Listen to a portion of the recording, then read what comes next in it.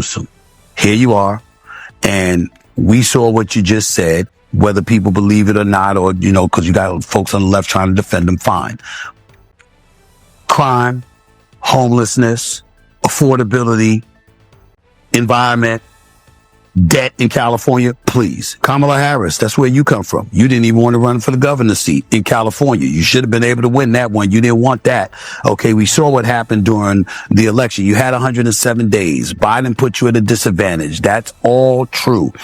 But your interview on The View sealed your fate. AOC, I respect her. I respect her passion. I respect what she tries to do for her constituency in the Bronx, New York. That clip of her in Munich was one of the most embarrassing videos we may have. Finally here, Stephen A. Smith, the outspoken commentator often known for his bold takes, just dropped some harsh truths about why the Democrats might not win the 2028 elections. And let me tell you, it's brutal. During his recent interview with Rubin, Smith didn't hold back, delivering a blunt, eye-opening breakdown. If what he's saying is even close to accurate, the Democratic Party could be stuck in opposition for years. So hit that subscribe button and let's dive in. A Dem-Pres nominee, you have a leader, but it's not really a clear leader. So all of that leads you to potentially, let's say, being more in the Democrat camp, which if somebody was going to run for president, that's the place to go, because check out these numbers from CNN. They're all running, and this is just a downright clown car at this point on the Democratic side. I mean, just take a look here. Top choices for the 2028 Dem-Pres nominee. You have a leader, but it's not really a clear leader. It's within the margin of error. You have Newsom at 19%. Then you have former Vice President Kamala Harris at 18%. Quite a weak number for her, given that, of course, she was the nominee last time around. Pete Buttigieg, who, of course, has run before, 13%. Alexandria Ocasio-Cortez at 12%. This is just a total clown car. It is a total mess. There is no clear front runner at this particular. Before Stephen A. even gives his full take, it's clear. The Democratic Party is in total disarray.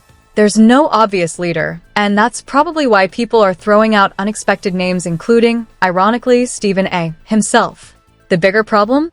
Many of the names being mentioned lean heavily woke a stance that could seriously hurt the party in 2028. But let's hear what Stephen A. has to say.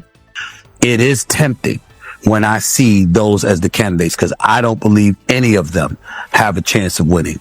We can go down the list. Gavin Newsom. Here you are.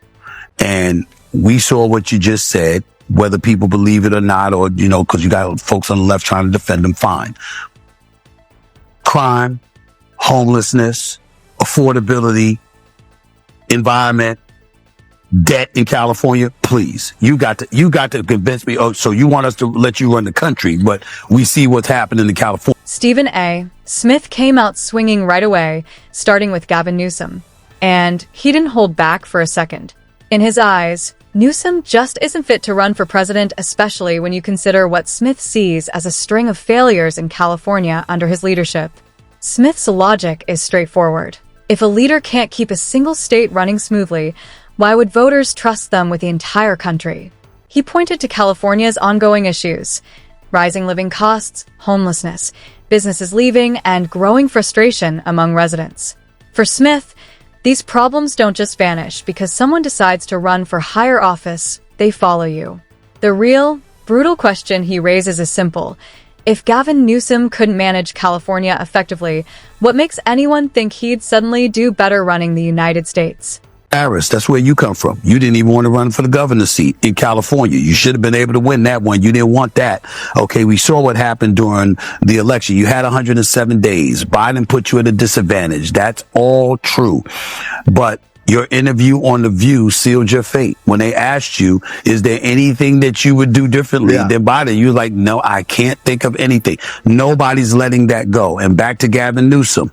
Everybody talked about, you need to move to the center to some degree. Look at it that way. What do? 2 weeks later, you're on TV talking about when it comes to transgenders, transitioning from male to female. Even if they're children, you really have no problem with that.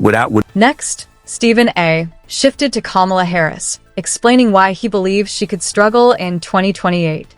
One of the biggest issues, according to Smith, is how she handled her election loss. Instead of owning it, She spent more time pointing fingers than taking responsibility. Practically everyone around her has been blamed, except the person voters expect to hear from most, herself. Smith highlighted that Harris has reportedly taken shots at Joe Biden, criticized the DNC, questioned decisions by her running mate, and even blamed members of her own campaign team, including key strategists. To Smith, that kind of reaction sends the wrong message. The party needs leaders who take responsibility, offer clear solutions, and rebuild trust, not someone who shifts blame when things go wrong. Said this to numerous people who would listen. If my child is underage, you can't come to my child to tell my child to walk down the street to the store without my permission. How in God's name you think you can do something that serious without parental Right. consent? They used to not let them go to a PG-13. Are you kidding me? That is just utterly ridiculous. That kind of soundbite is going to be held against them. So I think that those two right there, they hurt themselves immensely. And I don't think the Democrats wanted Kamala Harris. And I think that has a lot to do, as you saw her write in her book, she didn't feel like she was completely supported. So how are you going to suddenly get the support for 2028 if you couldn't get in 2024? Smith might have a point. Gavin Newsom's support for policies letting minors pursue gender transitions without parental involvement could become a political liability.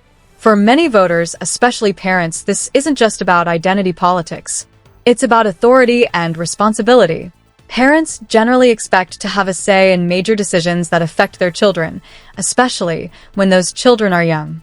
Policies that seem to sideline parents can quickly become a national flashpoint, and opponents would almost certainly use this in a presidential race. Then there's Kamala Harris. Smith argues she faces a different but equally serious challenge: trust within her own party. After the 2024 loss, her comments suggesting Democrats didn't support her enough rubbed some supporters the wrong way. If party loyalists feel blamed, Smith believes it could make them far less eager to back her in 2028. Buttigieg, as I said on Real Time with Bill Maher, he doesn't move us. Yeah. He just doesn't move us. It's just that simple. And then you have Alexandria Ocasio-Cortez, AOC.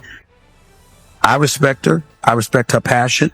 I respect what she tries to do for her constituency in the Bronx, New York. That clip of her in Munich was one of the most embarrassing videos. He also called out Pete Buttigieg, arguing that the former transportation secretary just doesn't bring the energy needed to lead a national political movement. Smith acknowledged Buttigieg is intelligent, articulate, and capable, but he comes across as too dull to excite voters. In today's politics, especially within a passionate base like the Democrats, charisma matters. Leaders need to inspire crowds, dominate headlines, and create momentum. Smith believes Buttigieg, while competent, struggles to do that. Then Smith turned to Alexandria Ocasio-Cortez. Unlike Buttigieg, she has charisma and can command attention. But Smith argues her strong alignment with progressive, woke politics could alienate moderate voters. On top of that, he thinks she lacks the experience needed to lead the country, pointing to a recent conference in Germany where she struggled to answer a key question. And should the U.S. actually commit U.S. troops to defend Taiwan if China were to move? I think that this is such a, I think that this is of course a very long-standing policy of the United States. And I think what we are hoping for is that we want to make sure that we never get to that point, and we want to make sure that we are moving in all of our economic research and our global positions to avoid any such confrontation. Since Kamala Harris left office, it's been a while since we've seen a political word salad like the one AOC just served. The question she was asked wasn't complicated. It basically needed a simple yes or no. But instead of a clear answer, she danced around it, circling the point without ever landing. What followed was a string of half-formed explanations that, when pieced together, didn't make much sense. For critics, moments like this are political gold.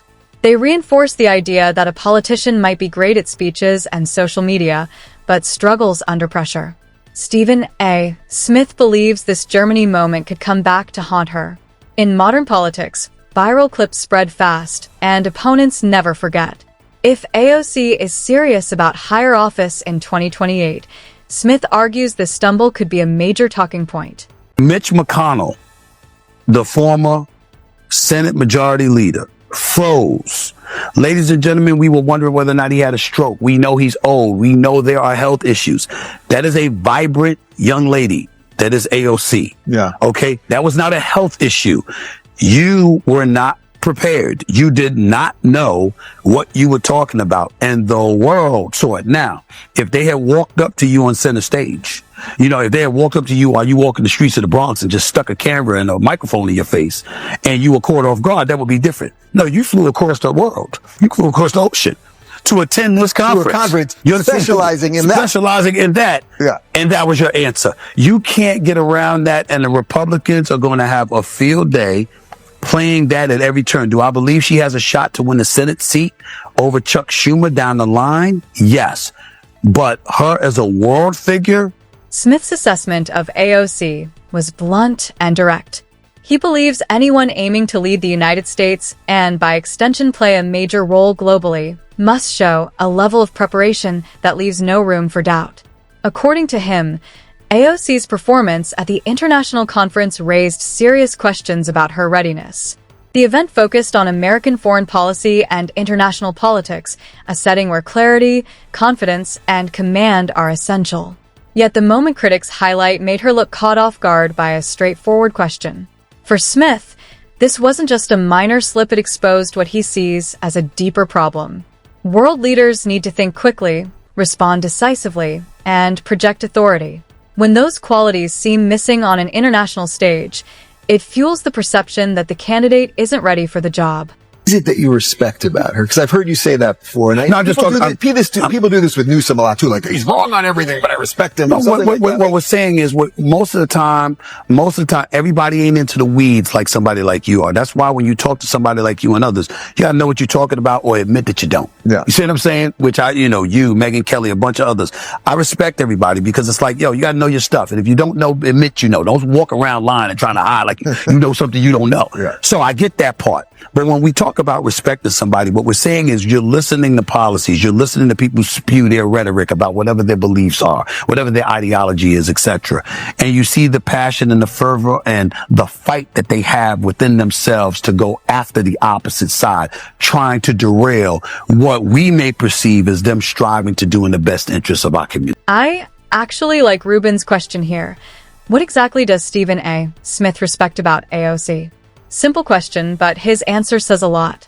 Reading between the lines, it doesn't seem like there's a long list of qualities he admires. If anything, his respect appears limited.